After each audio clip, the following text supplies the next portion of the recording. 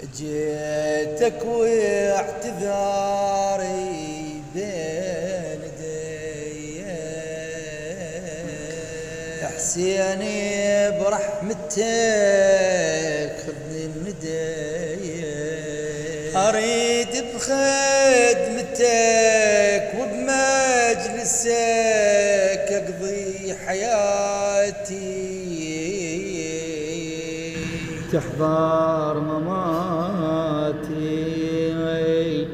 تحضر مماتي بروحي كاتبها الندم دمعتي وياه هدم عالسنين الراحني بلا خدمتك